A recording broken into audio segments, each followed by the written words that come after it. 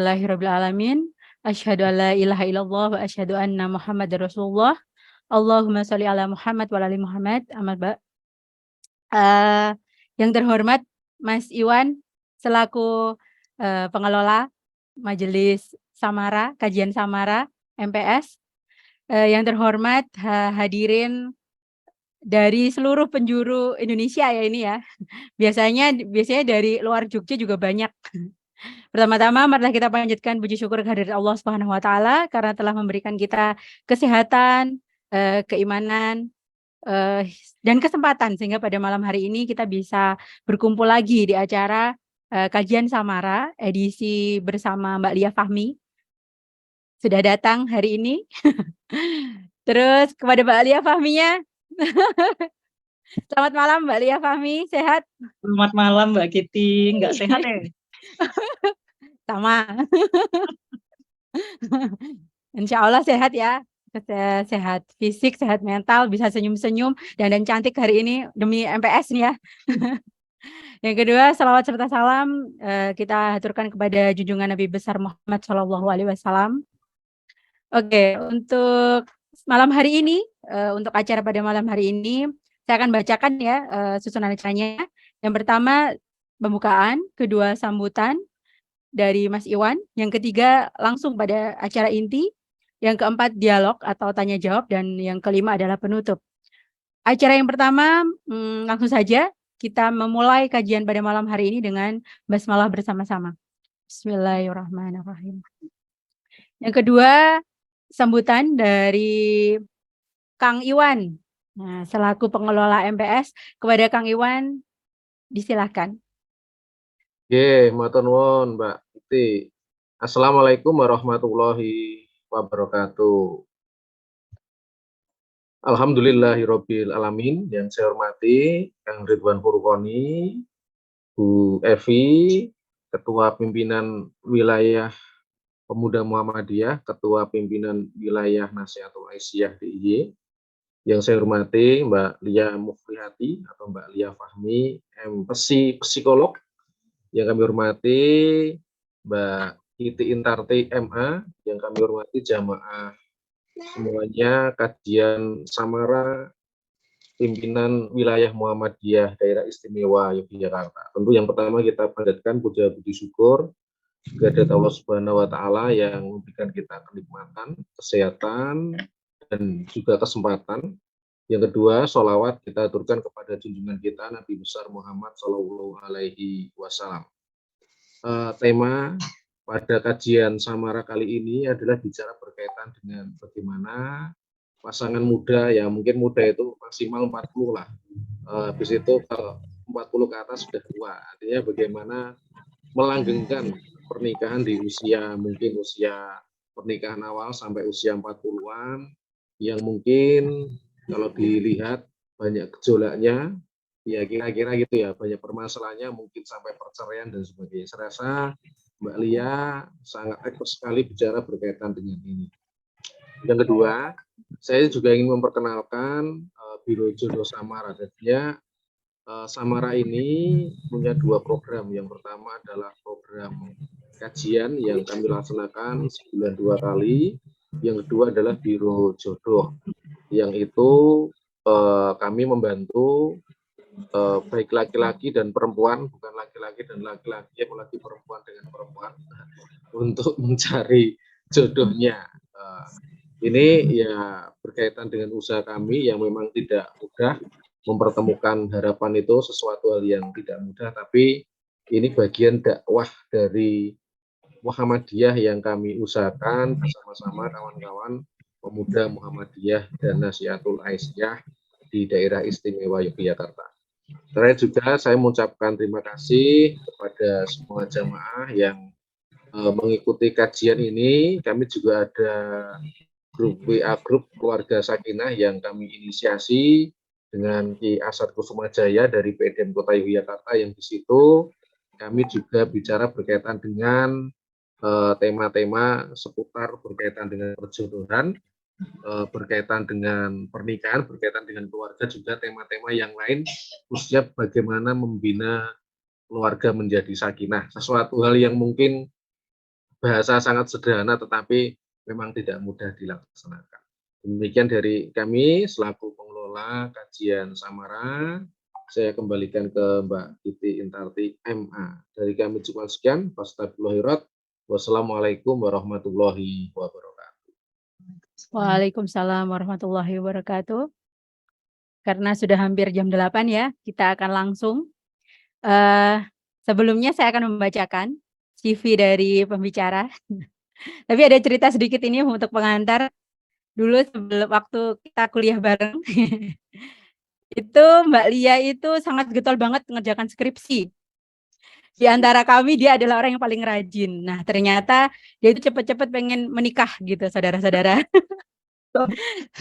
Setelah lulus gitu kan, setelah syukuran wisuda gitu, tiba-tiba undangan datang. Oh, ternyata motivasi utamanya adalah menikah. Jadi mungkin bagi teman-teman di sini yang masih, ini ada Afgan ya yang masih mengerjakan skripsi, nanti motivasinya bisa kayak Mbak Lia. Oke, saya bacakan ya dari CV pembicara kita pada malam hari ini. Beliau itu namanya Mufliah Fahmi, Mas Iwan, bukan Mufliati ya. Harus selamatan lagi nih kalau ganti nama. Namanya Mulia Fahmi, tapi nama panggungnya Lia Fahmi, karena kita dari dulu manggilnya Lia gitu ya.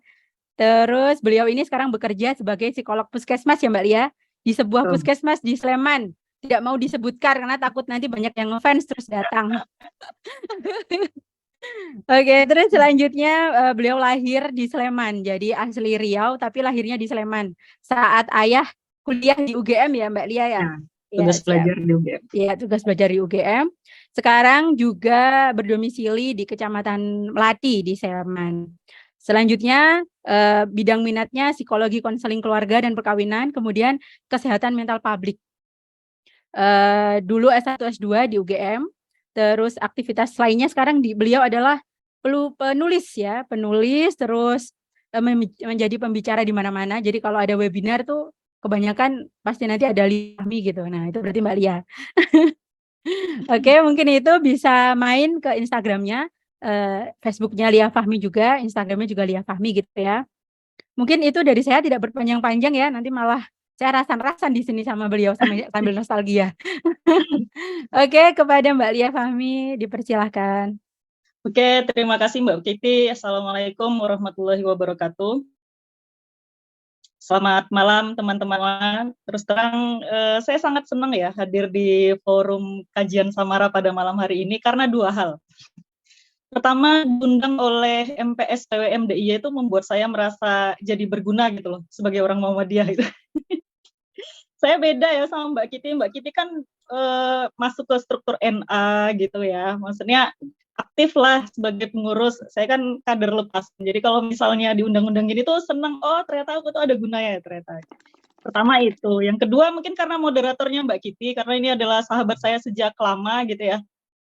Tadi yang disampaikan oleh Mbak Kiti bahwa saya tuh cepat-cepat skripsi karena ingin segera menikah. Itu benar dalam konteks pada saat itu.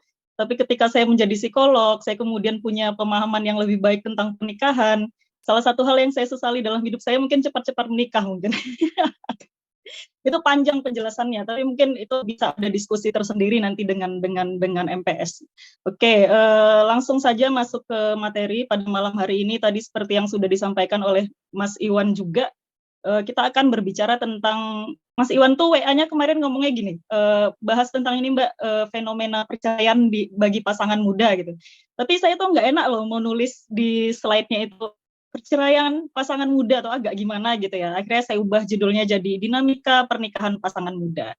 Nah, saya izin sharing slide saya dulu sebentar. Dokumen. Sudah terlihat slide-nya? Sudah, Mbak.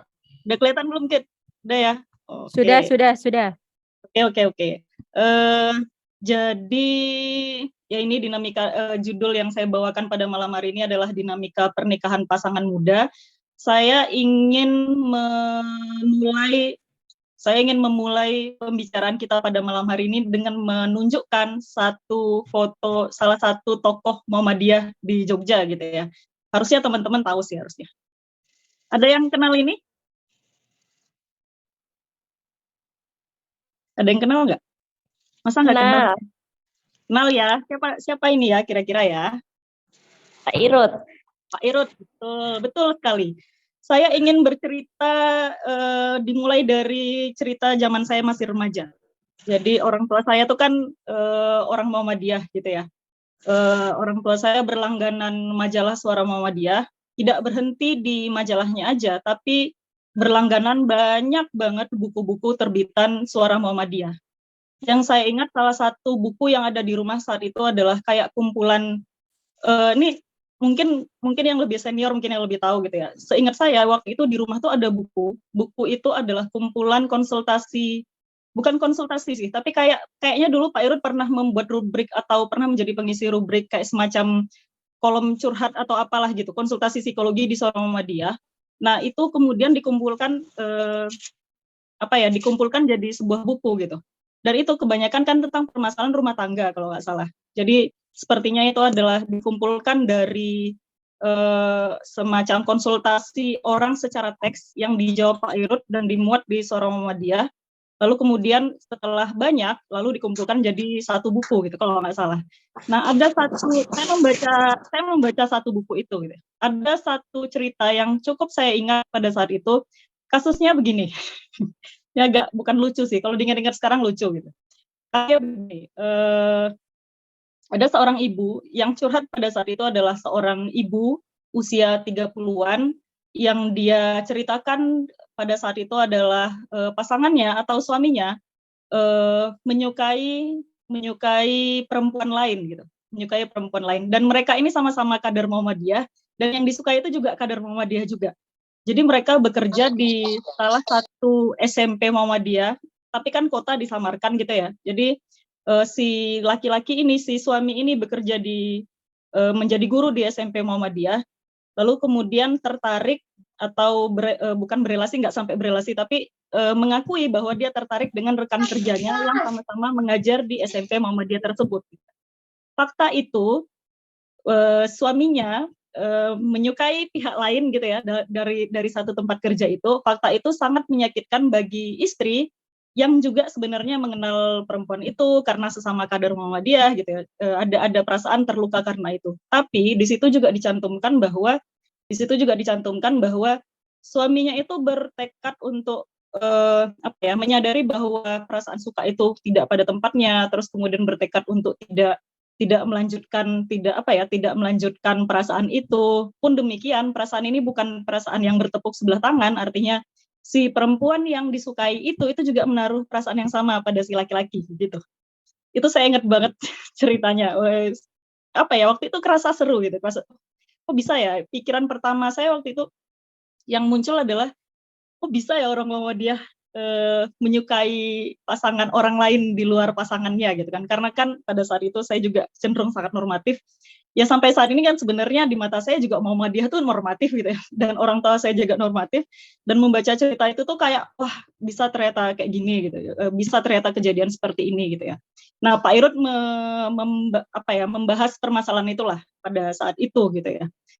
Saya tidak ingin membicarakan tentang jawaban Pak Irutnya, tapi itu menjadi salah satu masukan atau menjadi salah satu yang membuat saya berpikir bahwa menyukai orang lain di luar pasangan kita itu niscaya bagi siapapun, even kader Muhammadiyah gitu, yang mungkin kalau saya nggak tahu di orang lain seperti apa, tapi ketika saya dan Mbak Kiti itu di IMM UGM, kayaknya Imawati dan Imawan itu termasuk yang alim-alim ya dibanding organisasi lain ya. Jadi image-nya seperti itu. Artinya belakangan saya kemudian memahami bahwa apa yang terjadi pada kasus itu, bagaimana kemudian kita dalam hubungan pernikahan kita menyukai pihak lain dalam hubungan pernikahan itu menjadi sesuatu yang niscaya terjadi dan semakin kesini ketika saya berpraktik sebagai psikolog, saya jadi berpikir cenderung tidak kaget ketika terjadi hal-hal seperti itu. Artinya itu menjadi salah satu stresor gitu dalam sebuah pernikahan, itu menjadi salah satu stresor yang ada di pernikahan itu. artinya menyukai orang lain gitu ya, menyukai orang lain atau kemudian bahkan ekstrimnya terjadi perselingkuhan, itu hanya salah satu stresor yang akan bisa mengancam pernikahan itu sendiri yang mungkin nantinya akan berakhir menjadi perceraian, ya tergantung sikap orang yang terlibat pada saat itu seperti apa gitu ya. Pembukaan dari saya mungkin cuma itu gitu ya, jadi kita langsung masuk ke materinya. Nah, ini saya ambil dari katadata.co.id tentang perceraian di Indonesia. Jadi di tahun 2021 ternyata kasus perceraian itu meningkat sebanyak 53,5% dibanding 2020, dibanding tahun sebelumnya. Jadi ada 447.743 kasus, yang mana 75%-nya, kurang lebih 75% itu adalah kasus cerai gugat. Cerai gugat artinya pihak istri menggugat suami untuk bercerai, seperti itu kan. Nah, di situ disebutkan bahwa penyebab terbesar dari perceraian itu adalah pertengkaran, terus lain-lainnya adalah ekonomi, perselingkuhan, poligami, dan termasuk kekerasan dalam rumah tangga. Gitu. Setelah menemukan data ini, saya juga menemukan artikel yang ditulis oleh Mana dan kawan-kawan. Dia meneliti tentang penyebab cerai gugat, karena kan tadi di slide sebelumnya dari 447 ribuan ini, itu kan 75% perempuan menggugat laki-laki gitu ya, istri menggugat suami. Nah, ada nih penelitian yang mengkaji apa sih sebenarnya yang membuat perempuan itu menyebabkan perempuan itu melakukan cerai gugat gitu ya. Nah, dari penelitian itu ditemukan ada 4 faktor. Ada isu perselingkuhan, ada isu komunikasi yang buruk, ada perbedaan sosial dan budaya, lalu kemudian ada isu ekonomi, yang itu menyebabkan pertengkaran. Seperti yang kita lihat di slide sebelumnya, tadi kan saya sampaikan bahwa penyebab terbesar dari perceraian ini adalah pertengkaran gitu ya. Tapi kan pertengkaran itu juga pasti muncul karena adanya hal yang dipertengkarkan gitu ya. Ada hal yang dipertengkarkan. Jadi sebenarnya pertengkaran yang terus-menerus ini itu pasti ada sumber yang dipertengkarkan, yang diributkan oleh pasangan itu apa. Nah, inilah yang didapatkan 4 hal ini tadi, perselingkuhan, komunikasi, sosial dan budaya, dan ekonomi. Nah, kalau misalnya kita baca diskusinya lebih jauh dari penelitiannya Mana dan kawan-kawan ini, keempat hal ini tuh seringkali tidak berdiri sendiri. Oke, ada yang kemudian menekankan bahwa perceraian yang terjadi di antara salah satu subjek gitu misalnya, dia mengatakan bahwa penyebabnya itu adalah perselingkuhan, tapi setelah ditelusuri lebih jauh, perselingkuhan ini pun bisa diawali oleh awalnya konfliknya adalah konflik ekonomi atau komunikasi yang buruk, dan sebaliknya, atau terjadi perbedaan sosial budaya, lalu kemudian komunikasi buruk gitu ya. Artinya keempat penyebab ini itu tidak berdiri sendiri, seringkali dia juga berdinamika gitu. Berdinamika itu maksudnya saling mempengaruhi gitu ya. Jadi dia nggak yang misalnya hanya karena faktor ekonomi, hanya karena faktor perselingkuhan, dia saling kait-mengait gitu. Saling kait-mengait. Nah, kenapa bisa seperti itu? Karena sebuah keluarga itu kan sebenarnya sebuah sistem gitu ya. Artinya kita adalah individu-individu yang dalam sebuah keluarga itu kita merupakan individu-individu yang memutuskan untuk hidup bersama, yang praktis nantinya akan saling pengaruh-mempengaruhi. Pengaruh-mempengaruhi itu artinya ketika terjadi sesuatu pada, misalnya ada saya, suami saya, anak saya gitu. Ketika ada sesuatu krisis yang terjadi di diri saya, itu praktis akan mempengaruhi suami saya, akan mempengaruhi anak saya. Atau sebaliknya, ada krisis yang terjadi di suami saya, itu akan mempengaruhi saya, akan mempengaruhi anak saya, dan seterusnya gitu. Makanya kemudian sulitnya mengelola sebuah rumah tangga atau konflik rumah tangga gitu ya. Mungkin karena berkaitan dengan banyak hal, dan nggak selalu masalahnya adalah kita. Nggak selalu masalahnya ada di kita gitu. Artinya permasalahan-permasalahan yang ada, kita kemudian harus mau dealing atau mau legowo bahwa permasalahan orang lain itu akan menjadi masalah kita juga. Orang lain di sini maksudnya pasangan kita, anak kita, akan menjadi permasalahan kita juga, seperti itu. Nah, tadi yang seperti yang saya katakan, pertengkaran itu kan terjadi pasti karena ada hal yang dipertengkarkan gitu ya. Nah, hal-hal yang dipertengkarkan itu kan ada banyak, bisa keempat hal ini atau ada hal lainnya gitu kan. Nah, sebenarnya kapan sih sebenarnya menurut teman-teman titik kritis dalam pernikahan itu yang mungkin memicu pasangan menjadi banyak hal yang mereka pertengkarkan? Mungkin ada yang mau open mic untuk sharing? Atau Mbak moderator mungkin Monggo lanjut. Saya sudah sering nih diskusi. Ayo dong, Afgan. Gan, kira-kira kapan Gan? Pernah dengar nggak Gan, titik kritis dalam pernikahan? Wah, Afgan diam-diam. Tidak merasa akrab gitu mungkin? Masih belum kepikiran. 5 tahun pertama, oke, ada yang menjawab 5 tahun pertama. Ada banyak pendapat tentang ini ya. Jadi ada orang-orang yang mengaitkan titik kritis dalam pernikahan. Titik kritis dalam pernikahan tuh mungkin gampangannya gini ya, lagi sering-seringnya berantem gitu. Ada banyak hal banget yang dipermasalahkan gitu misalnya ya. Ada banyak orang yang mengaitkan itu dengan usia pernikahan. Misalnya orang sering ribut tuh 5 tahun pertama atau di bawah 10 tahun gitu misalnya. Ada orang-orang yang mengatakan udah tahun pertama bisa sepekan setelah nikah, ya memang bisa sih. Memang bisa sampai memang bisa secepat itu gitu kan. Ada banyak orang yang mengaitkan krisis dalam pernikahan itu dengan patokan-patokan usia pernikahan gitu. Ada yang bilang 7 tahun, ada yang bilang 13 tahun, ada yang bilang 10 tahun, 5 tahun dan sebagainya gitu dan sebagainya.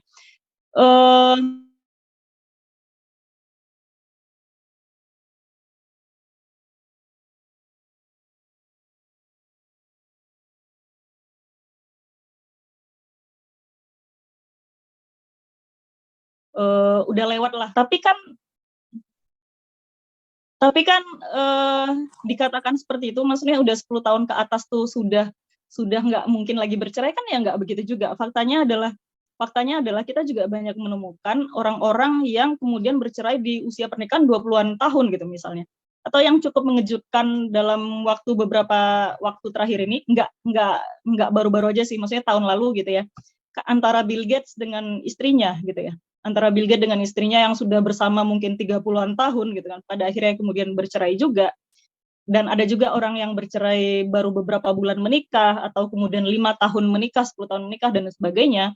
Itu membuat para ahli berpikir mungkin tuh bukan usia pernikahannya yang menyebabkan orang kemudian masuk ke dalam fase kritis pernikahan.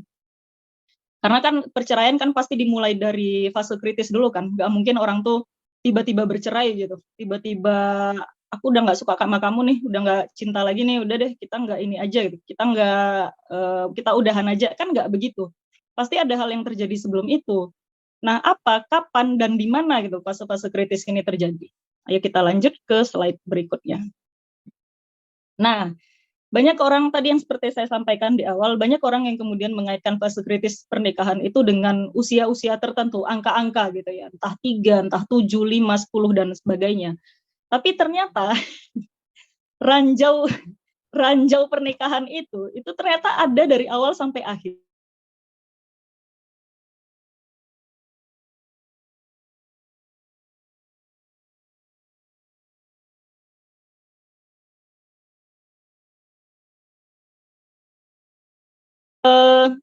Mbak Kitty dan Mas Fani yang di tahun 2012 itu kan pasti Mbak Kitty dan Mas Fani yang berbeda dengan mereka di tahun 2022 kayak sekarang gitu ya. Kan bukan lagi orang yang sama gitu. Ada banyak hal yang berkembang. Ya dari sisi ini aja deh, dari sisi usia tuh udah pasti berbeda. Di tahun 2012 Kitty yang mungkin masih berusia 23 tahun gitu ya, sekarang berusia 33 tahun, ya orang tuh di usia 22 dengan 33 ya beda lah pastinya gitu kan. Terus kemudian fase kehidupan yang dijalani dulu mungkin masih single, terus kemudian memiliki anak pertama, lalu kemudian memiliki anak kedua, itu kan udah beda.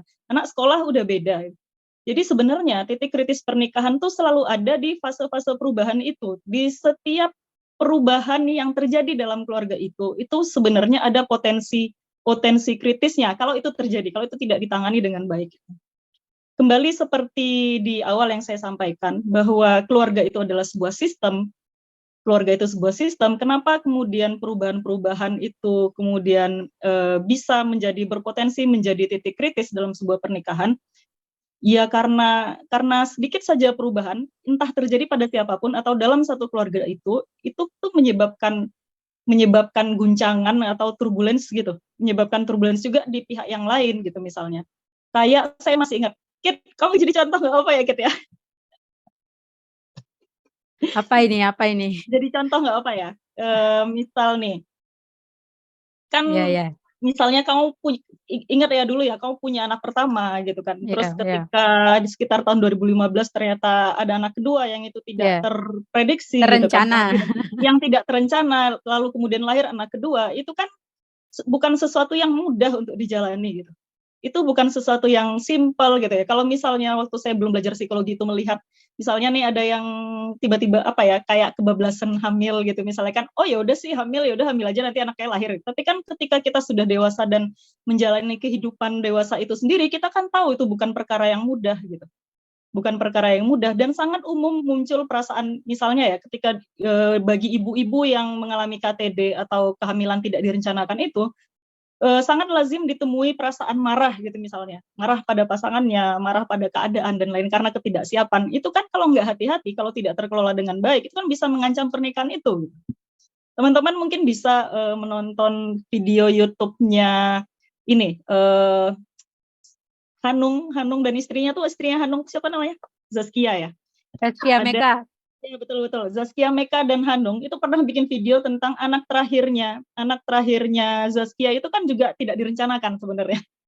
Bagaimana gejolak psikologinya Zaskia pada saat itu menghadapi itu gitu. Maksud saya seperti itu. Dari luar itu terlihat hal yang sederhana, ya udah sih hamil ya hamil aja, terlihat begitu gitu ya. Tapi sebenarnya nggak sesimpel itu kan masalahnya gitu kan. Nggak sesimpel itu masalahnya, tidak semudah itu bagi yang mengalami. Salah satu contoh aja. Atau misalnya kalau contoh di diri saya ketika saya sudah saya sudah berkeluarga, saya sudah memiliki anak, lalu kemudian di tahun 2015 saya memutuskan untuk melanjutkan pendidikan, LDR dengan pasangan, dengan anak yang usianya masih 2 tahun saya bawa ke Jogja, yang kemudian saya hanya tinggal berdua dengan anak saya gitu kan. Itu kan juga titik kritis sebenarnya dalam pernikahan yang kami jalani gitu. Ya ada banyak dramanya lah pada saat itu. Tapi pada intinya adalah kalau kita bicara tentang titik kritis pernikahan, kita mesti waspada dengan semua perubahan yang kita buat, baik sadar maupun tidak disadari, gitu kan. Kan perubahan di lingkungan kita atau di diri kita itu kan ada yang disadari dan ada yang nggak disadari, gitu ya. Makanya kemudian tadi kan di kolom chat juga ada yang bilang, bahkan sepekan setelah kita menikah pun, itu juga udah bisa jadi titik kritis pernikahan. Saya sepakat dengan itu.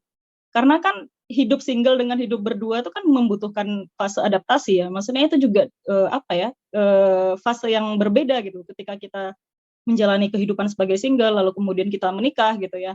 Nggak semua orang berhasil melalui fase-fase itu. Tidak semua orang bisa berhasil beradaptasi menerima peran baru bahwa aku tidak lagi seorang single tapi aku adalah suami atau istri dari seseorang, menantu dari sebuah keluarga, ipar dari sebuah keluarga, punya tanggung jawab terhadap A, B, C, D, E dan seterusnya gitu. Nggak semua orang bisa begitu. Tapi ketika itu pun dilalui, ketika kita sudah beradaptasi dengan hal itu pun, kita juga nggak bebas gitu dari ancaman perpisahan, ancaman titik kritis pernikahan dan lain-lainnya. Gitu. Anggaplah di awal pernikahan itu memang akhirnya bisa mengatasi itu. Tapi kan kemudian kita lahir anak, kehadiran anak itu juga bisa menjadi krisis gitu loh bagi pasangan gitu. Akan mengubah relasi pasangan itu.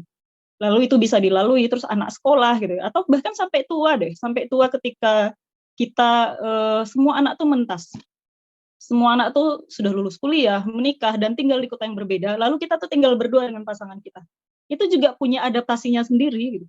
Dan orang nggak selalu lancar untuk menghadapi itu.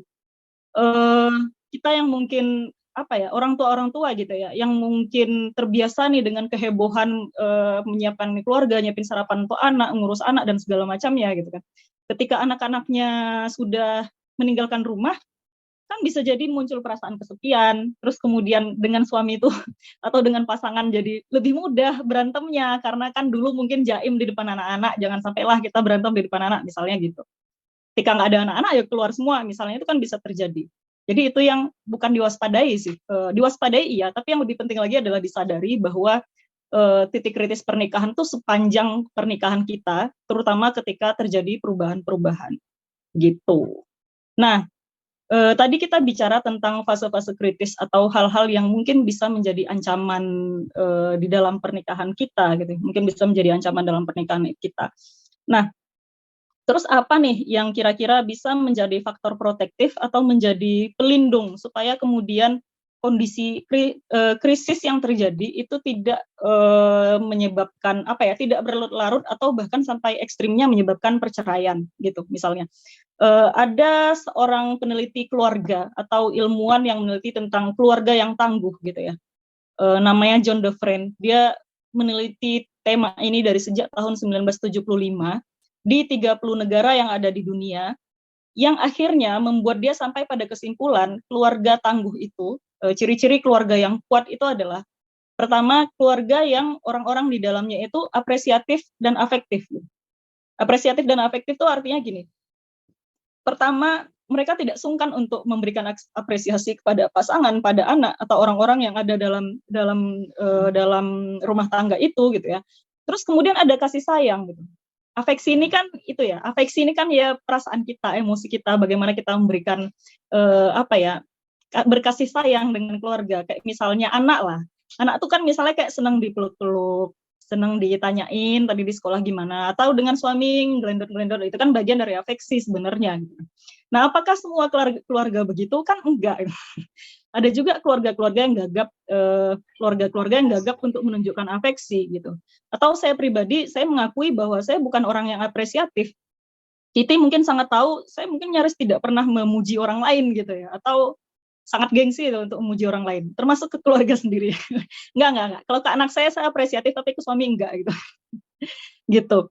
Lalu kemudian ada juga syarat komunikasi yang positif. Ini juga bukan hal yang mudah untuk bisa dilakukan pasangan gitu. Bagaimana komunikasi positif tuh ya bagaimana kita bisa berkomunikasi dengan baik gitu. Kita tuh kan juga sering tanpa sadar provokatif gitu dengan pasangan, atau judgmental gitu ya, atau dengan mudah nyala-nyalain, atau mengolok-olok yang ternyata pasangan nggak suka gitu misalnya. Ya, ini juga kan artinya butuh latihan juga untuk bisa berkomunikasi secara positif itu. Lalu kemudian yang ketiga ada komitmen kepada keluarga, artinya keluarga ini tuh memang hal yang penting bagi kita gitu. Memang hal yang penting karena nggak semua orang juga menganggap berkomitmen pada keluarga ini gitu kan. Karena ada orang-orang yang kemudian mungkin pernikahan atau keluarga tuh hanya dipandang hanya sebagai lembaga, sesuatu untuk yang membuat dia tampak normal di mata masyarakat, tapi kemudian fokusnya atau prioritasnya berbeda, itu kan juga ada yang seperti itu gitu. Tapi kalau keluarga Muhammadiyah saya kira ya berkomitmen lah dengan keluarga karena value-nya sudah begitu gitu ya. Terus kemudian ada yang keempat, ada waktu bersama yang menyenangkan. Ini dulu terkesan sepele gitu. Bagi saya dulu terkesan sepele, tapi sekarang saya merasakan waktu bersama yang menyenangkan ini ternyata sulit untuk bukan sulit ya, lebih ke ternyata nggak dengan otomatis lo bisa ada gitu. Misal nih waktu masih kecil kalau nonton sinetron, kalau nonton film kan ada tuh kayak sering banget kayak di TV-TV tuh kayak isu keluarga tuh kayak orang tuanya terlalu sibuk, nggak punya waktu untuk anaknya, terus anaknya jadi nakal dan lain-lain gitu kan dulu sering gitu ya. Di pikiran saya waktu saya masih kecil, saya berpikir gitu aja kok repot sih, ya tinggal nyediain waktu untuk anaknya loh, kok nggak bisa, gitu-gitu loh mikirnya. Tapi setelah dewasa ternyata ini tidak segampang itu, tidak semudah itu ternyata untuk kemudian menyediakan waktu bersama, apalagi di masa sekarang gitu ya, di masa kehidupan kita yang begitu materialistik, bagaimana kita kadang-kadang kayak terburu-buru atau tergesa-gesa harus mencapai ini, mencapai itu, mendapatkan ini, mendapatkan itu, yang prioritas kita tuh akhirnya untuk mendapatkan hal-hal di luar sana gitu misalnya ya, mendapatkan hal-hal di luar sana yang tahap yang kita cari, lalu kemudian melupakan waktu dengan menyepelekan waktu dengan keluarga, dan itu ya bisa terjadi gitu, dan banyak terjadi sebenarnya. Bahkan saya pribadi mengakui menyediakan waktu bersama tuh yang dulunya saya pikir otomatis ternyata tuh memang butuh untuk disengajakan ada, butuh diluangkan untuk ada gitu. Dan ternyata dampaknya luar biasa gitu ya. Waktu-waktu bersama yang kita habiskan dengan keluarga itu bisa menjadi salah satu pendukung atau menjadi faktor protektif bagaimana rumah tangga kita ini bisa jadi kuat gitu ya. Bisa jadi nanti ketika terjadi krisis kita mungkin bisa menghadapinya dengan lebih baik gitu. Terus yang kelima ada spiritualitas dan nilai bersama, atau kalau bahasa dalam ilmu psikologinya tuh shared values gitu ya. Jadi nilai bersama ini maksudnya ada nilai-nilai yang itu diyakini bersama dan dijalankan bersama-sama gitu.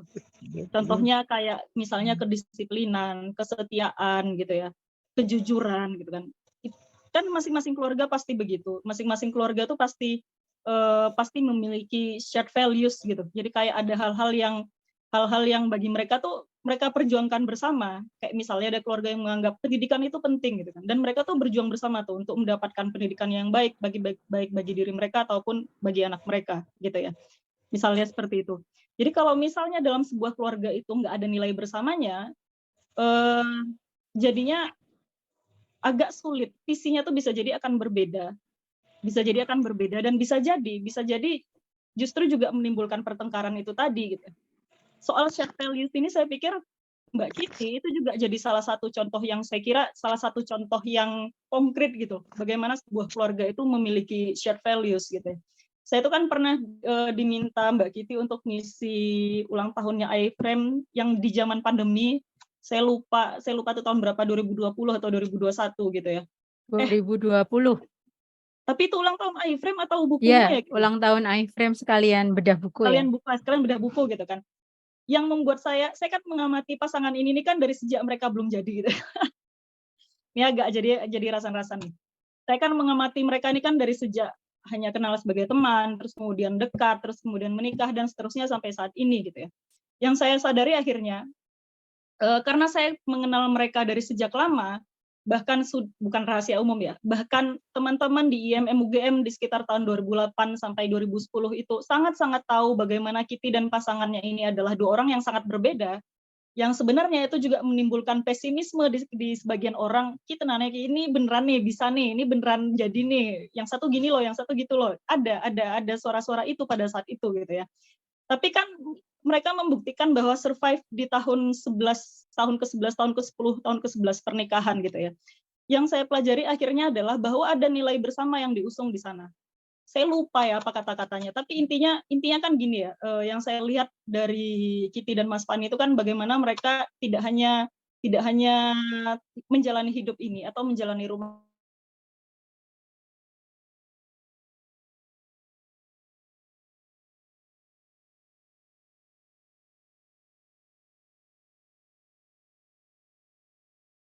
yang menjadi mengikat pasangan ini gitu. Jadi spiritualitas dan shared values yang dimiliki oleh pasangan itu menjadi sesuatu faktor protektif yang sangat kuat bagaimana membuat keluarga itu tuh menjadi keluarga yang tangguh gitu. Nah, yang terakhir ini yang terpenting sebenarnya kemampuan mengelola stres dan krisis. Tadi saya mengatakan bahwa fase kritis pernikahan itu terjadi di semua di semua perubahan yang mungkin terjadi di dalam keluarga kita gitu ya. Krisis itu ada krisis atau perubahan atau stres yang kita hadapi sebagai keluarga, ada yang disengajakan. Artinya kita berhitung, kita tahu bahwa keputusan ini akan menimbulkan stres bagi keluarga ini dan kita menyiapkan plan-nya untuk mengelola stres itu seperti apa. Tapi ada juga yang ada juga yang tidak terencana atau tidak kontrolnya itu nggak ada di kita gitu. Misal kayak yang disengaja yang tadi saya ceritakan, saya dan suami memutuskan saya akan sekolah lagi, lalu itu akan membuat kami akan LDR dan lain-lain, itu kan disengajakan dan punya rencana, punya plan untuk menghadapi itu gitu. Tapi ada hal-hal yang tidak direncanakan, ada hal-hal yang di luar kontrol, yang itu bisa menjadi krisis atau menjadi krisis bagi keluarga itu. Dalam kasus saya pribadi, saya kan punya autoimun, ada kondisi autoimun. Dan kondisi autoimun itu sempat kambuh sangat parah ketika tahun kedua atau tahun ketiga saya kuliah gitu. Pokoknya udah menjelang akhir gitu kan. Dan itu betul-betul itu krisis beneran karena menyebabkan saya sebagai istri dan sebagai ibu menjadinya kan disfungsi peran gitu. Karena kondisi penyakit kronis yang membuat saya tidak bisa melakukan apa-apa, membuat saya mengalami disfungsi peran, itu menjadi krisis tersendiri bagi keluarga ini dan itu berat mengelolanya karena lebih berat mengelolanya mungkin karena tidak terprediksi. Artinya kita juga nggak bersiap untuk itu gitu. Kita nggak bersiap untuk itu gitu kan. Dan butuh waktu lama untuk kemudian bisa memulihkan diri, memulihkan hubungan keluarga dan seterusnya dan ada banyak hal lain juga yang terjadi saat itu gitu ya.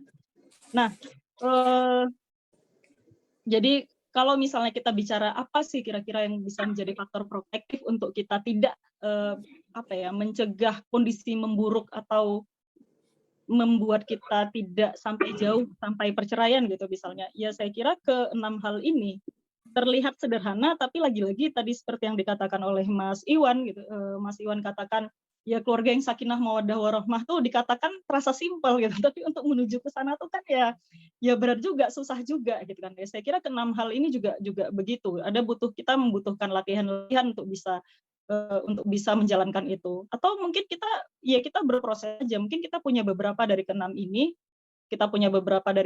atau kita juga punya kekurangan di salah satu dari ke-6 ini gitu.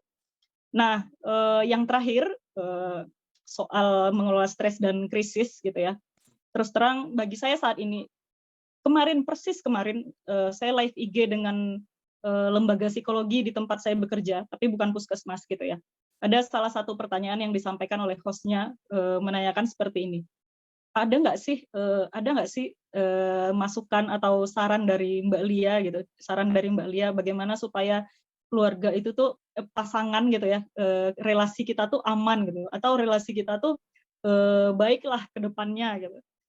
Terus saya tuh merenung lama kan, karena susah sekali menjawab pertanyaan itu karena semakin kesini semakin lama saya berpraktik sebagai psikolog, semakin sering saya bertemu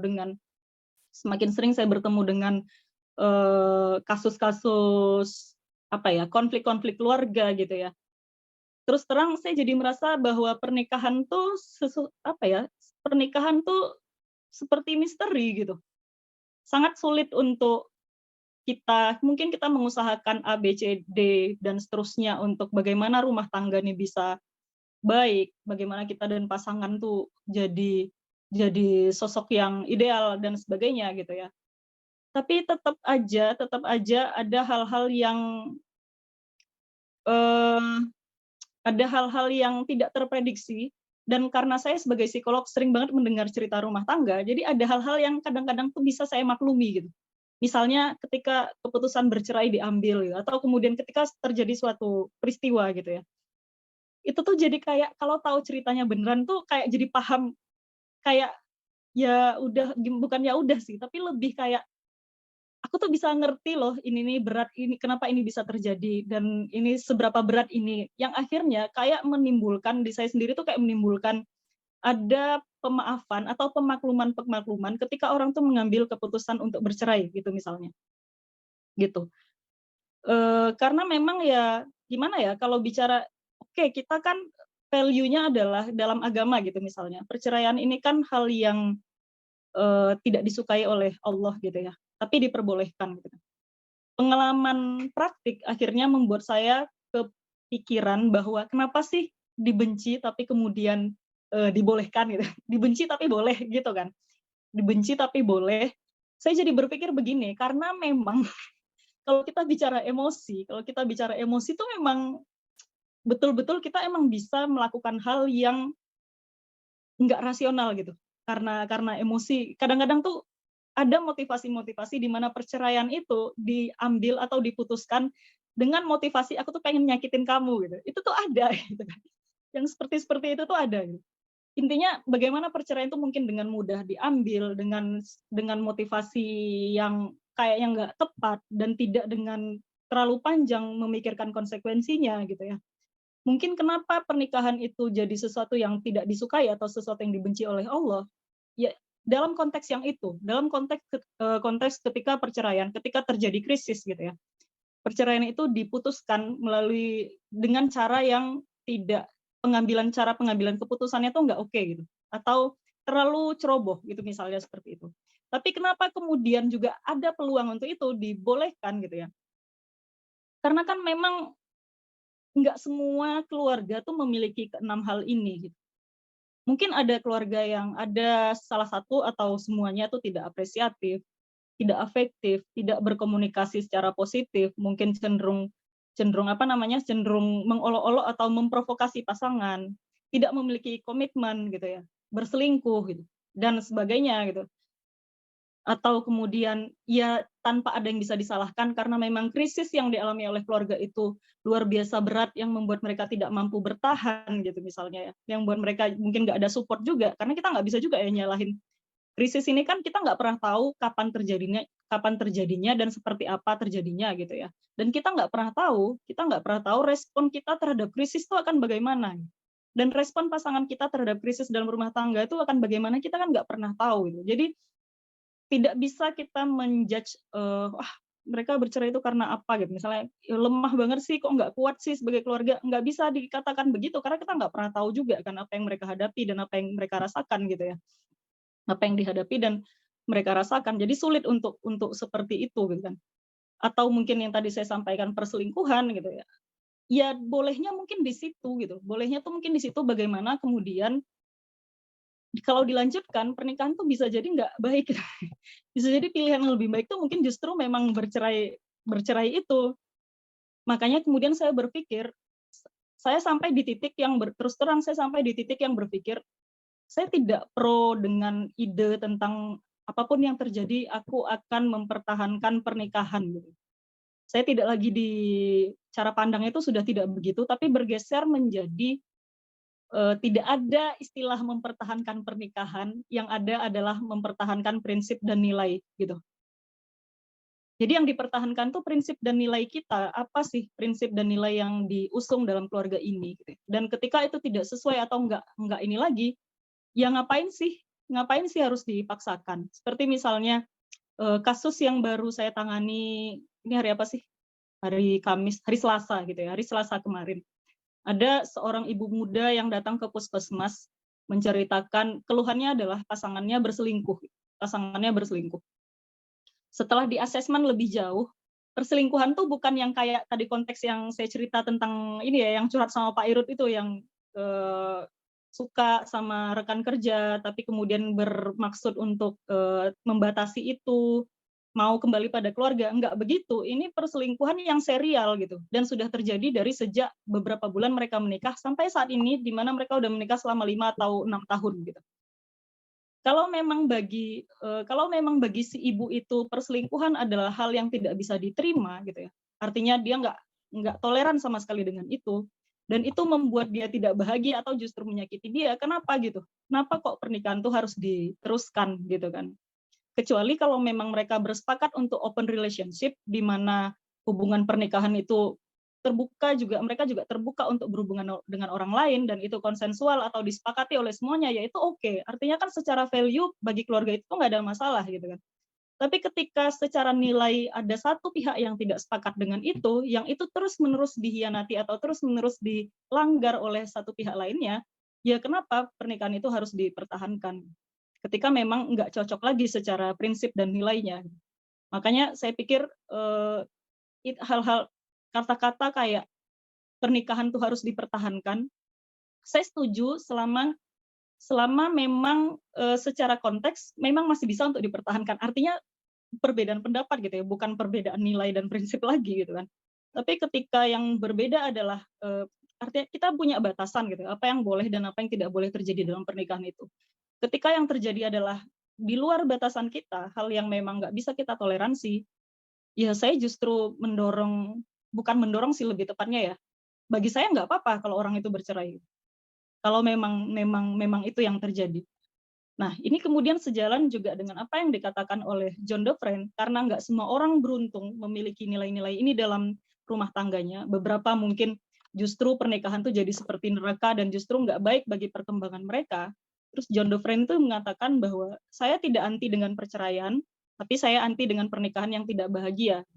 Ya kenapa gitu kita harus tetap berada di situ, kalau misalnya kenapa kita harus tetap berada dalam lembaga pernikahan itu, kalau itu pada akhirnya hanya menyakiti dan membuat kesejahteraan psikologis kita tuh merosot.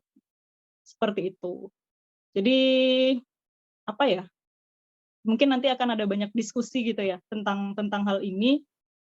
Mungkin saya cukup sekian sebelum saya tutup, karena di akhir saya menyatakan bahwa ide saya bukan mempertahankan pernikahan, tapi mempertahankan prinsip dan nilai. Mungkin di kajian Samara juga udah waktunya juga gitu. Saya usul ke Mas Iwan ya. Mungkin udah waktunya juga tidak hanya kajian tentang keluarga sakinah, tapi bagaimana juga teman-teman kita gitu ya, teman-teman kita di Muhammadiyah yang mungkin tidak cukup beruntung dalam rumah tangga, dalam pernikahan, yang mungkin bercerai gitu ya. mungkin boleh ada kajian juga untuk mereka, hidup pasca perceraian tuh kayak gimana sih gitu. Menjalani hidup yang baik pasca perceraian tuh gimana sih? Saya kira juga ada banyak hal yang harus dijawab gitu kan. Terus isu seksualitas ketika kita single dan seterusnya dan seterusnya. Saya kira ada banyak hal yang juga didiskusikan terkait itu.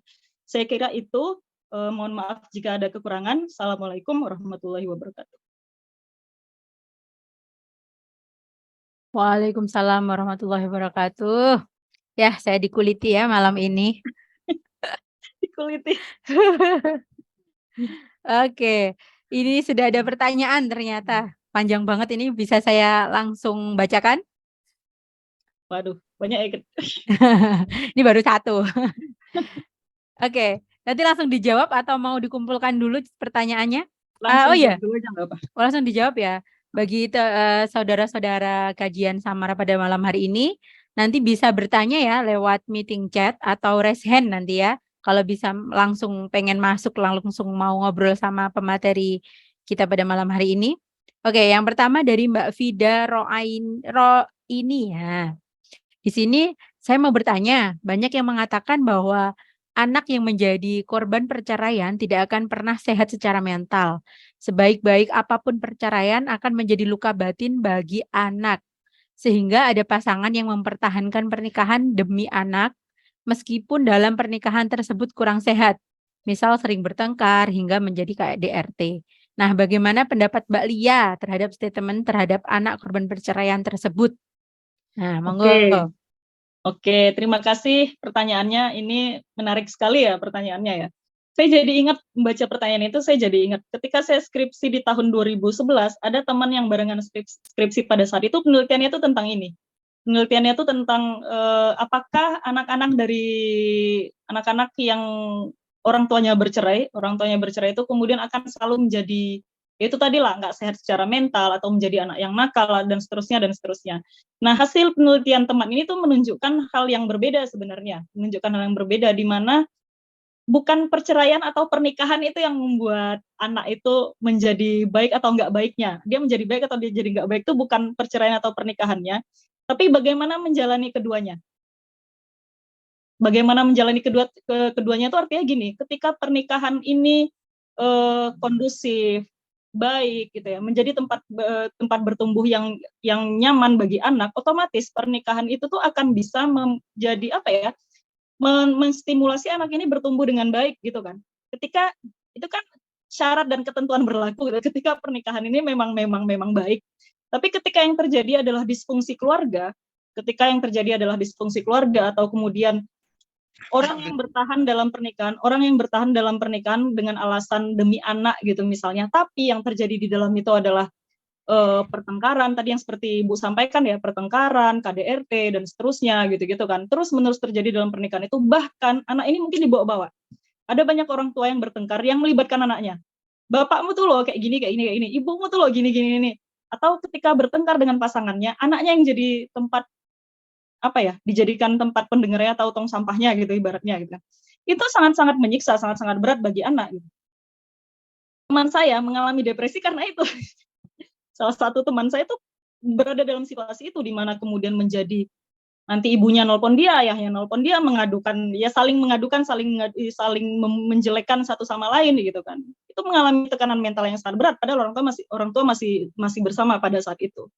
Sebaliknya, perceraian tuh bisa jadi juga menjadi sesuatu yang buruk bagi anak ketika perpisahan itu terjadi tidak smooth, atau kemudian bahkan ketika sudah berpisah masih ada pertengkaran dan seterusnya gitu. Itu juga bisa jadi tekanan yang tidak nyaman bagi anak gitu ya.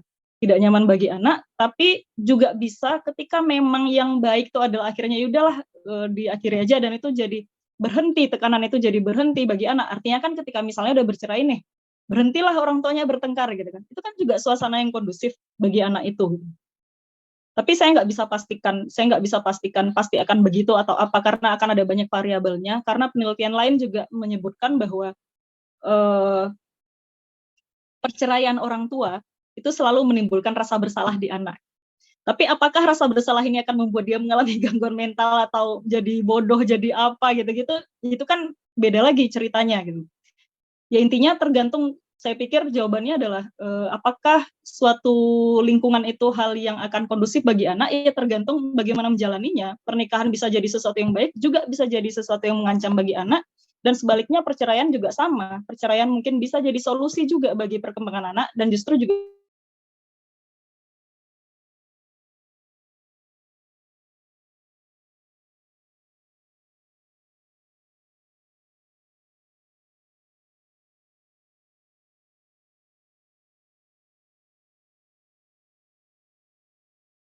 kayak mata pisau gitu ya, bisa jadi solusi tapi bisa juga jadi masalah selanjutnya.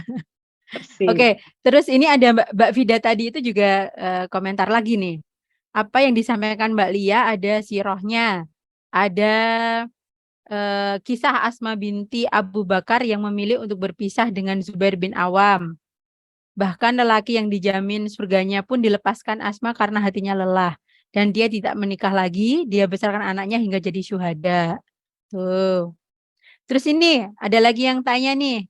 Saat suami istri curhat kepada satu orang yang sama, misalnya ke anak tersebut, gimana? Ini Mbak Itu kan Dia. dibahas gitu.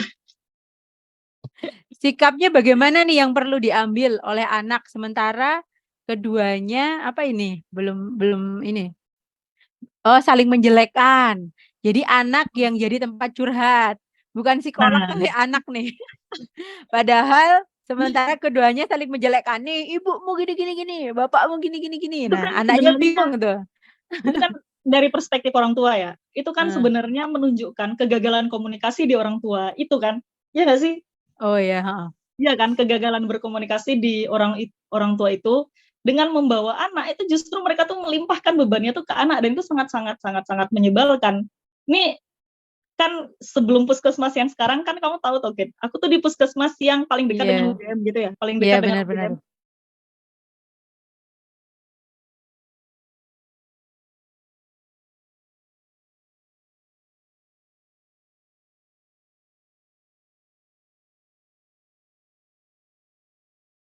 Orang tua itu menyelesaikan masalah mereka berdua, tapi justru membawa-bawa anak dengan kayak anggeret-anggeret anak, kamu berpihak padaku atau ke pihak sana gitu, atau misalnya tolong yang mau ku sampaikan, tolong kamu sampaikan ke bapak atau ke ibu gitu-gitu. Itu anaknya nangis. Iyalah nangis lah. Karena bagaimanapun bagi anak, bagaimanapun yang namanya bapak dan ibu itu tetap bapak dan ibu gitu kan.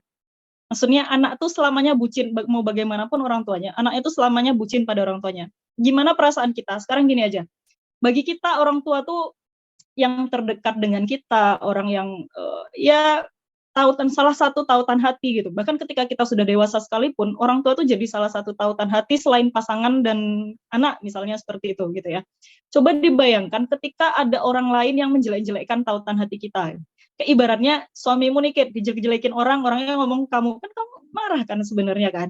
Anak juga gitu, sekalipun yang menjelek-jelekkan orang tuanya juga gitu, yang menjelek-jelekkan itu adalah ibunya atau bapaknya, tapi yang dijelek-jelekkan itu juga bagian dari orang tuanya, itu menyiksa loh sebenarnya. Itu sesuatu yang sangat menyakitkan dan menekan bagi anak. Jadi pertanyaan ini ya menurut saya salah satu tindakan paling haram yang dilakukan oleh orang tua ketika berkonflik dengan pasangannya adalah yaitu melibatkan anak curhat atau menjadikan anaknya sebagai tong sampah gitu. Kenapa sih nggak selesaiin aja berdua gitu?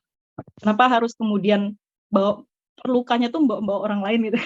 Yang nggak ada urusannya mungkin dengan itu gitu. Oke, siap. Kasihan ya anaknya ya. Kasihan banget. Aduh. Oke. Ini ada lagi dari Mbak Mayang.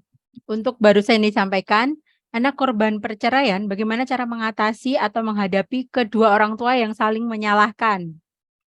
Sikap anaknya itu harus gimana gitu? Harus milih yang Ini salah siapa? satu ya. Ini berat. Ini berat karena terus terang jawabannya tuh sebenarnya tergantung pada karakter anak itu gitu kan. Tapi kalau misalnya menjawab secara subjektif, misalnya aku nih, Kit, yang berada dalam situasi itu gitu kan. Dan yang sering kusarankan juga sih ke klien kalau misalnya emang mereka mau bersikap gitu, set boundaries istilahnya. Jadi kita set batasan gitu kan.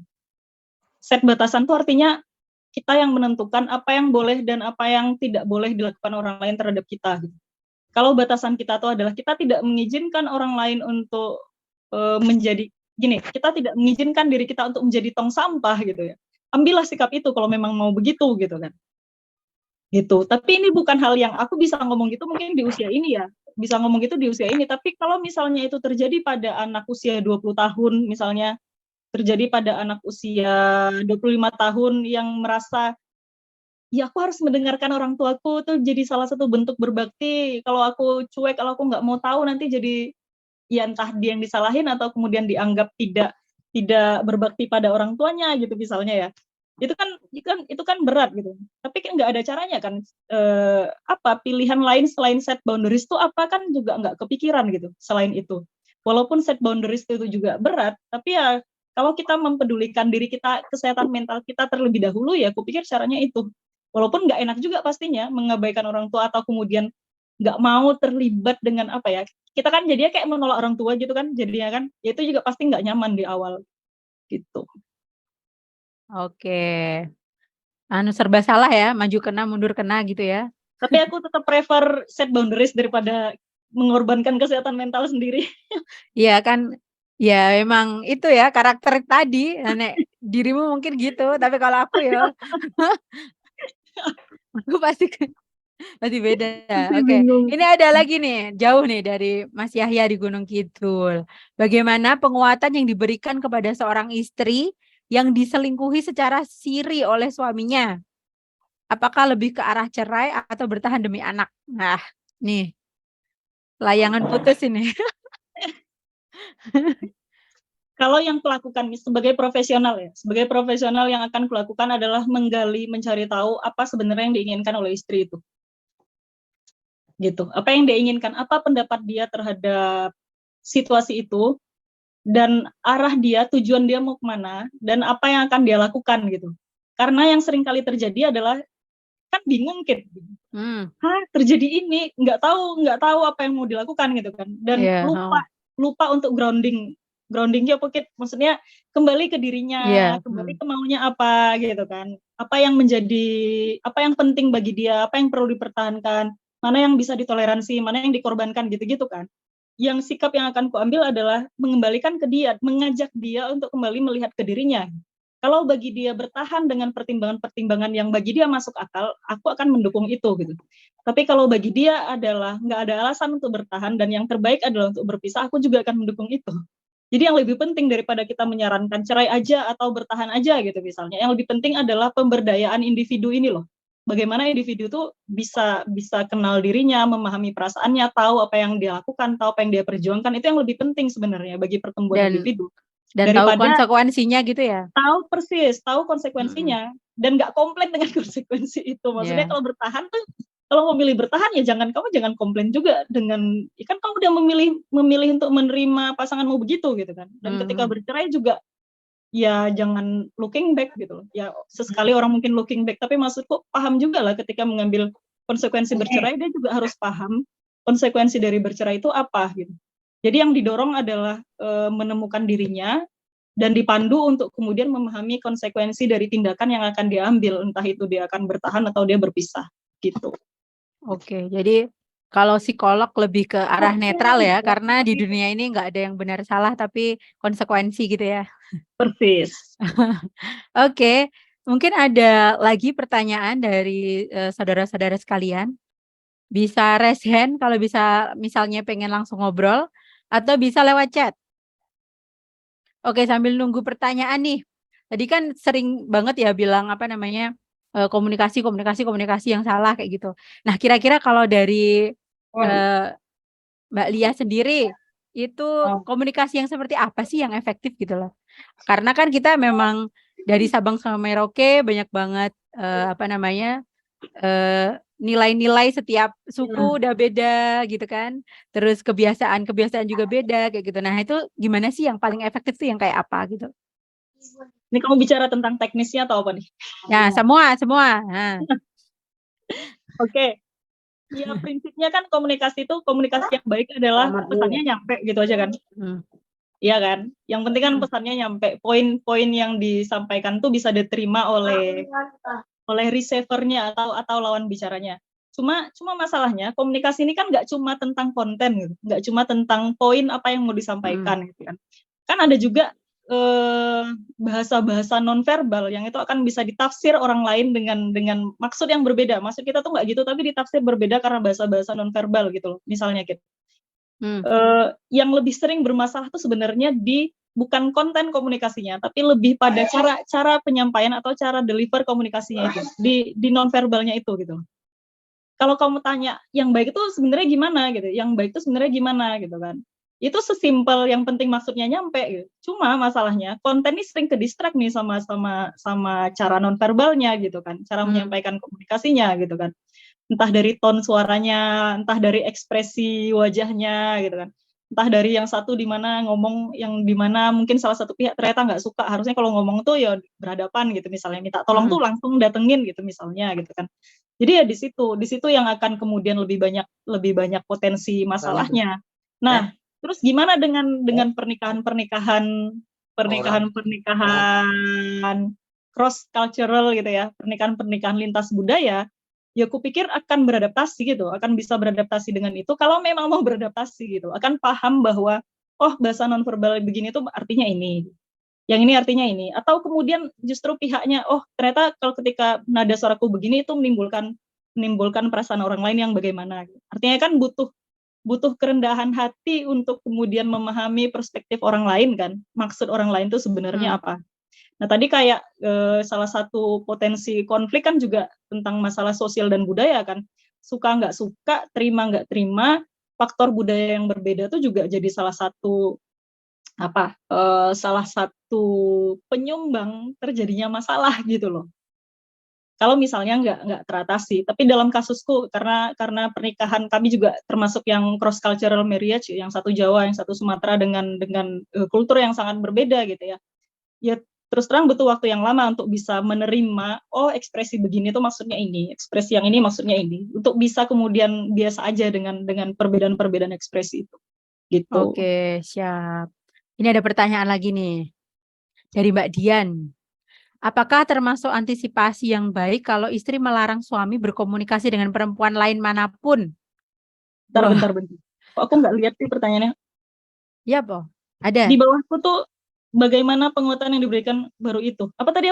Nggak muncul deh aku kayaknya. Apakah termasuk antisipasi yang baik kalau istri itu melarang suaminya berkomunikasi dengan perempuan lain manapun? Oke. Menurutmu gitu?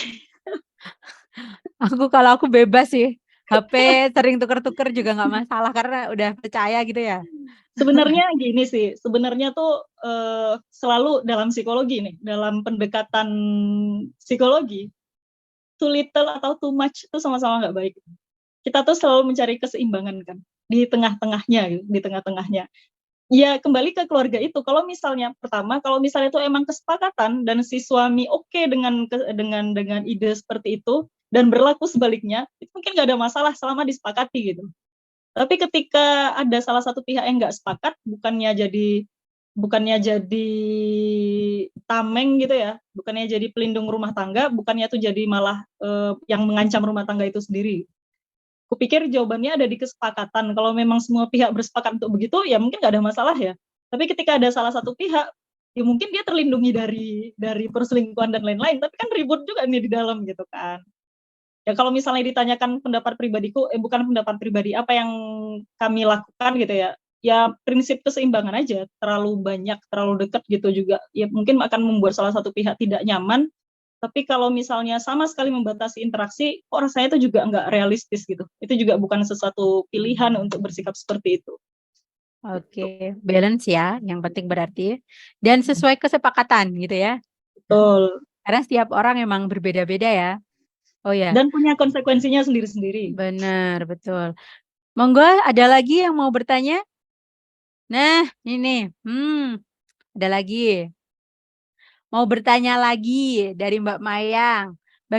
Bagaimana cara mengatasi mental saat down yang tidak bisa mencurahkan perasaannya kepada orang tua yang bercerai? Apapun keadaannya dipendam sendiri, kadang membuat emosional dan tidak terkendali. Merasa sangat capek meskipun sudah tidur seharian. Tapi capeknya bukan fisik. Oke, capek mental ya. Wah, gitu. Itu Jadi gampang banget loh. Gampang banget ini? jawabannya. Apa nih?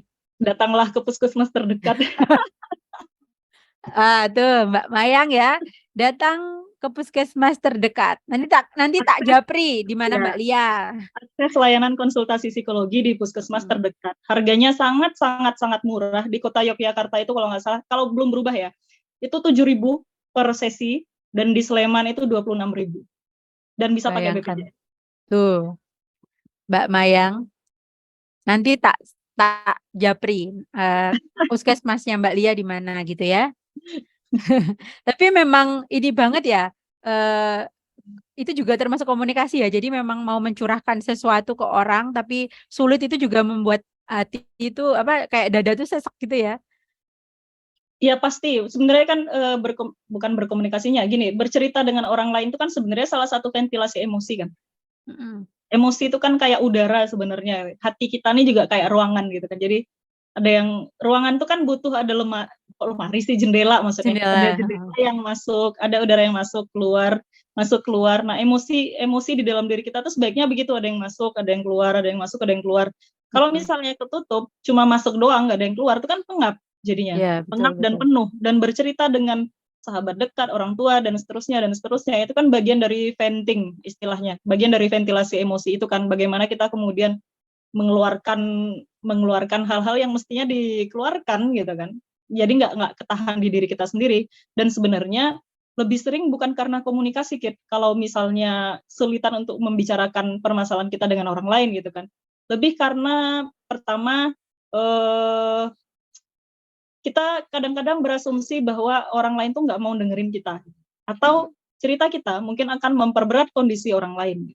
Tanpa benar-benar menanyakan apakah dia mau mendengarkan kita atau enggak. Jadi kita kayak udah mikir duluan, kayaknya kalau aku cerita tuh akan memberatkan dia deh, bikin dia kepikiran deh, misalnya gitu kan.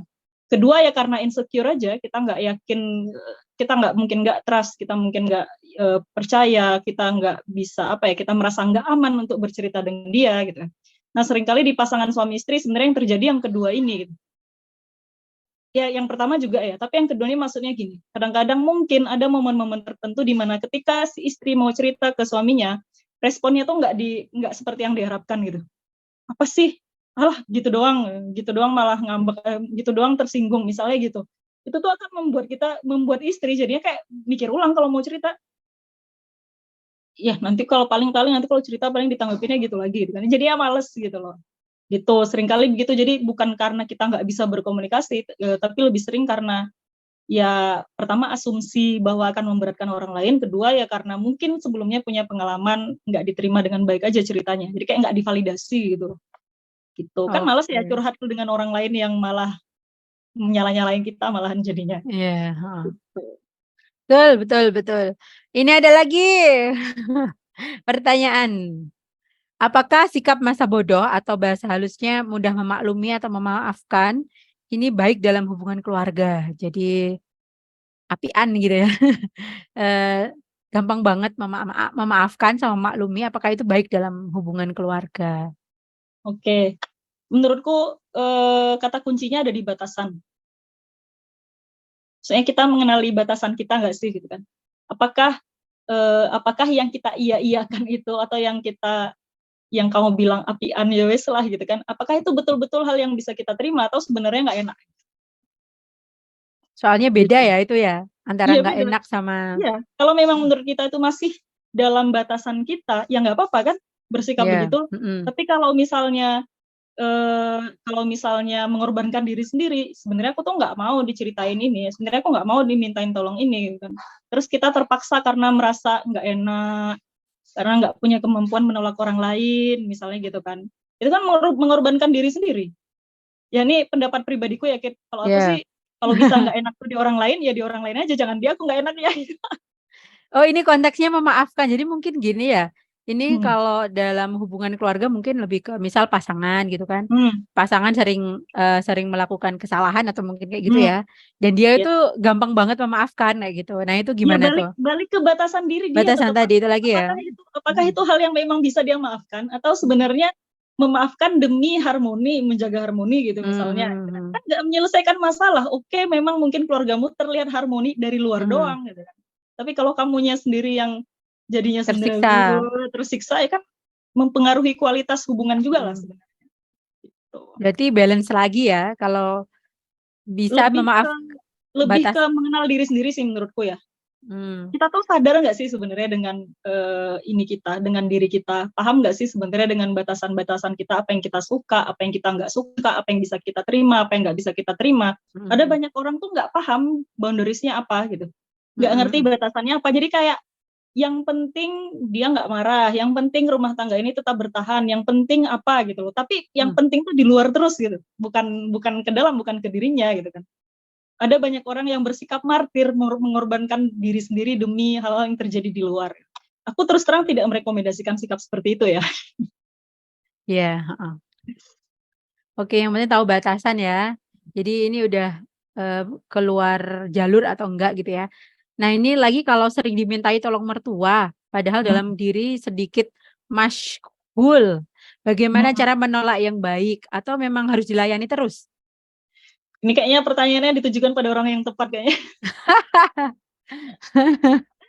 Ya, batasan, lagi-lagi batasan gitu kan. Dan dalam hal ini kupikir ya sikap asertif, tapi gimana ya? Tidak semua budaya tuh bisa menerima sikap asertif gitu kan. Jadi ada misalnya dalam budaya Jawa kan bukan hal yang lazim orang tua tuh ditolak gitu. Nah, dalam budayaku menolak orang tua tuh lazim gitu. Maksudnya nggak ada masalah ketika kita menolak keinginan orang tua yang kita nggak bisa, tuh nggak pernah jadi masalah gitu loh, Kit. Nah, kembali lagi ketika kita misalnya mau mengiyakan semuanya gitu kan, kira-kira apa sih konsekuensinya bagi kita? Dan ketika kita akan belajar untuk lebih asertif atau kemudian dengan baik menyampaikan yang ini aku tidak bisa memenuhi karena alasan ini misalnya gitu, kan tetap bisa disampaikan gitu kan sebenarnya kan. Terus konsekuensinya tuh hal yang bisa kita terima nggak? Jadi tuh sebenarnya berhitung konsekuensi mana yang paling bisa diterima gitu. Kalau kayak aku kan nggak disukai itu kan misalnya nih menolak orang lain tuh dengan risiko tidak disukai, nggak disukai orang lain tuh kan nggak jadi masalah gitu. Jadi sikap begitu tuh oke aja gitu, karena nggak merasa nggak disukai itu hal yang menyulitkan atau hal yang menggangguku, nggak juga kan gitu. Tapi ketika misalnya model-model orang yang maunya orang lain tuh suka sama dia gitu misalnya, ketika ada konsekuensi dia nggak disukai, dia tahan nggak dengan menghadapi itu gitu. Kan akhirnya berhitung konsekuensi jadinya. Iya. Gitu. Plus yang pertama tetap aja batasan sih, batasanmu di mana? Oke. Karena memang mungkin manusia tidak bisa menyenangkan semua orang ya. Dan menurutku punya batasan tuh bukan hal yang buruk juga, dan kita memang perlu menghormati batasan orang lain juga kan. Masa mau mengobrak-abrik batasan orang, kayak misalnya aku mau curhat nih ke rumahmu gitu ya, misalnya ya jam 11 malam gitu kan, kan melanggar batasanmu toh. Misalnya kamu cuma bisa menerima tamu sampai maksimal jam 8 atau jam 9, habis itu anakmu tidur gitu kan. Batasan itu kan nggak apa-apa kamu komunikasikan ke aku akan bisa menghormati batasan itu. Nah, kupikir itu yang perlu dilakukan, bagaimana mengkomunikasikan batasan-batasan kita pada orang-orang di sekitar gitu kan. Dan ketika batasan itu tidak diterima atau kemudian apaan sih gitu misalnya, kok segitunya banget misalnya gitu ya. Ya itu bukan masalahku, bukan masalah orang yang membuat batasan, itu masalah orang lain yang nggak bisa menerimanya, ya udah gitu aja. Cuma lagi-lagi konsekuensinya kamu siap nggak dengan efek atau dampak pasca kamu mempertegas batasanmu itu gitu. Atau kalaupun nolak juga ada seninya tersendiri mungkin kali ya? Iya, menolak tuh kan Mungkin sebenarnya nggak ditunda selalu. atau mungkin Kalau caranya apa gini, gitu. kalau caranya Mas Lukman iya, ini lagi membongkar rumah tanggaku namanya. Gak apa-apa demi kebaikan. Ya, penolakan tuh bisa diajukan dengan cara bukan menolak sebenarnya, tapi meng-arrange ulang. Bisa nggak misalnya disuruh nemenin kemana gitu misalnya ya, tolong temenin ibu pergi ke sana misalnya gitu. Harus saat ini nggak gitu. Bisa nggak misalnya sekarang masih ada melakukan ini, bisa nggak setelah itu? Atau bisa besok nggak gitu. Jadi begitu caranya. Kalau suamiku, kalau aku nggak gitu sih caranya, aku bilang nggak ya nggak aja. Ya, mungkin kalau orang Jawa ya mungkin seperti itu. Jadi memang ada seninya. Seni nolak, seni berkompromi itu memang ada ya, gitu. Terus ini ada tipsnya biar ceria terus. Sama apakah baik menutupi kesedihan dengan pura-pura bahagia? Nggak ada tips ceria terus. Dan nggak perlu ceria terus juga. Nggak Bener ada tips sih. untuk ceria terus dan nggak perlu untuk ceria terus.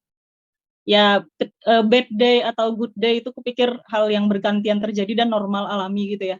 Ketika kita ada hal yang buat kita sedih, ada hal yang buat kita marah, ada hal yang buat kita nggak nyaman, tapi di lain waktu kita ceria, ada hal yang menyenangkan, ya pikir kan ya sunatullah lah ya, Iya, gitu. betul. Siap. Gitu ya Mbak Dian. Jadi nggak ada yang namanya ceria terus menutupi kesedihan.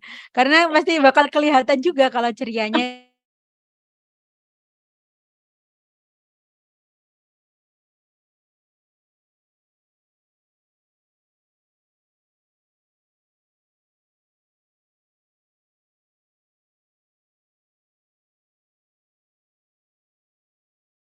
Berarti ada nggak sih korelasi antara pernikahan pada saat muda atau waktu umurnya sudah begitu matang dengan perceraian? Kira-kira begitu.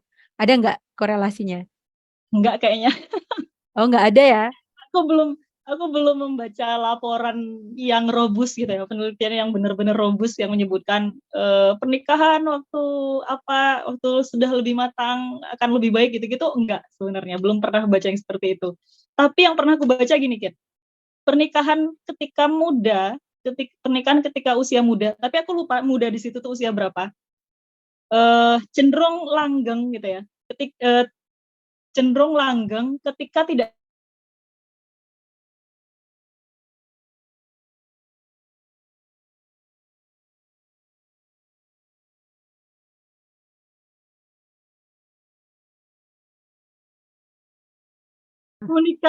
menikah muda di usia muda, tapi kan tidak didahului dengan kohabitasi itu tadi gitu kan. Itu cenderung Iya, langgeng.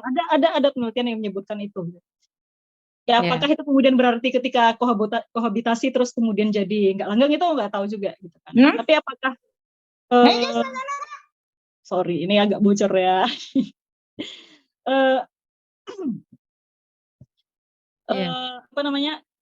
Yang dengan tegas gitu menunjukkan kalau pernikahan ketika udah lebih matang gitu itu akan lebih baik dan lain-lain, akan menjamin perceraian, tidak terjadi perceraian dan lain-lain, enggak juga gitu. Karena dan bahkan nggak usah deh ngomong perceraian, orang yang menikah di usia matang pun nggak selalu pernikahannya itu akan baik-baik aja, dan nggak selalu yang menikah di usia muda akan menghadapi banyak masalah dan lain-lain, itu juga nggak mesti juga gitu. Ada banyak orang yang juga survive gitu. Makanya aku bilang tadi kan, pernikahan tuh misteri. Kita nggak pernah tahu apa yang akan kita hadapi dan bagaimana respon kita terhadap apa yang terjadi itu.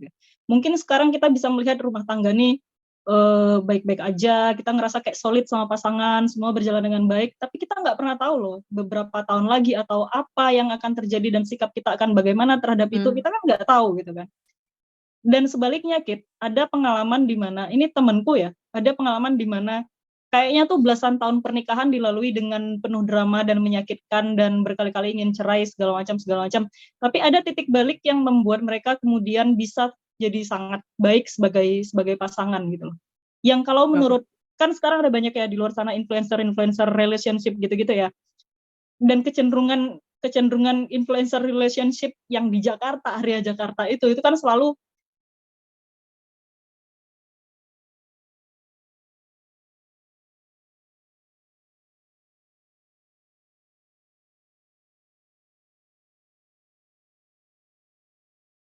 bisa didiskusikan. Ada loh orang-orang yang kemudian akhirnya di satu titik tuh bisa solid sebagai keluarga walaupun belasan tahun pernikahan tuh dilalui dengan drama. Nah, ini aku mau nyambung dengan apa yang selalu dikatakan oleh, jadi di psikologi itu ada dosen namanya Bu Budi Andayani, dia adalah dosen psikologi konseling keluarga dan perkawinan. Ada kalimat dia yang menurutku tuh sangat membekas dan menjadi acuanku juga sampai saat ini. Semua permasalahan dalam rumah tangga itu bisa dibicarakan kecuali KDRT. Jadi semua bisa didiskusikan kecuali KDRT. Gitu kira-kira. Jadi ya tadi kan aku ngomong gini ya, aku bilang aku menyesali menikah di usia muda gitu ya. Itu karena pengetahuan ini aja sebenarnya, karena pengetahuan ada kondisi-kondisi yang lebih baik ketika menikah di usia yang matang gitu. Kayak misalnya perkembangan otak kita udah sempurna, terus kita udah lebih dewasa, udah lebih baik dalam pengelolaan emosi gitu-gitu misalnya ya. Tapi itu pun sebenarnya juga nggak menjamin bahwa rumah tangga yang kamu jalani itu akan selamat sampai akhir gitu. Oke, ini ada tiga pertanyaan Pak ya? Ini nggak disudahi aja nih. Enggak, jadi ini udah tutup ya, habis dua pertanyaan ya, saudara-saudara. Sudah mau 9:30, ini sudah saya close untuk yang bertanya, tapi ini ada 2 pertanyaan.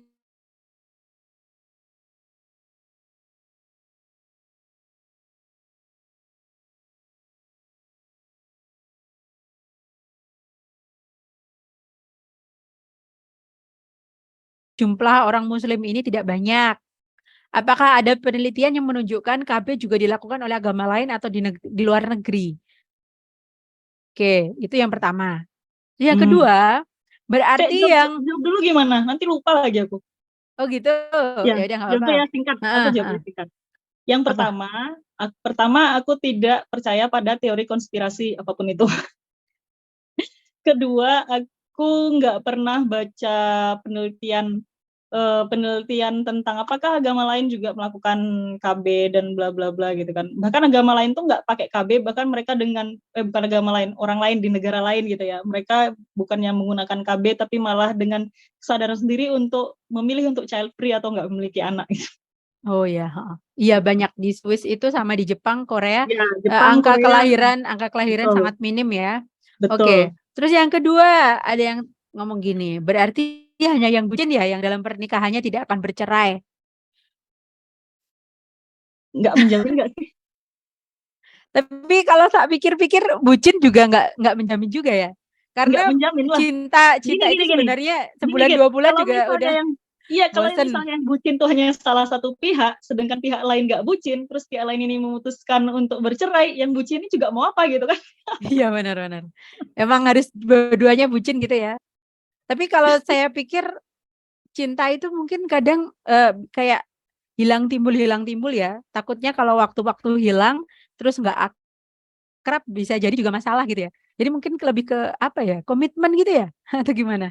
Komitmen betul, kan ada pasang surut juga. Kalau misalnya bucin yang dimaksud dalam konteks ini adalah perasaan menggebu-gebu terhadap pasangan gitu misalnya, yang kayak wah cinta banget gitu misalnya, itu kan terjadi di awal ya. Kan sebenarnya euforia yang seperti itu tuh kan proses otak yang mana akan mereda dengan sendirinya dalam waktu 2 tahun. Oh, iya. Dan sangat lazim, sangat normal hubungan suami istri itu yang biasa-biasa aja, maksudnya kayak ngerasa nggak yang high, nggak yang wah bucin banget atau apa, nggak gitu kan. Nah, yang pengalamanku justru cinta justru tumbuh ketika kan pernikahan tuh ada fase perubahan, ada banyak tantangan, ada fase kritisnya. Cinta itu justru tumbuh ketika pasangan ini berhasil bekerja sama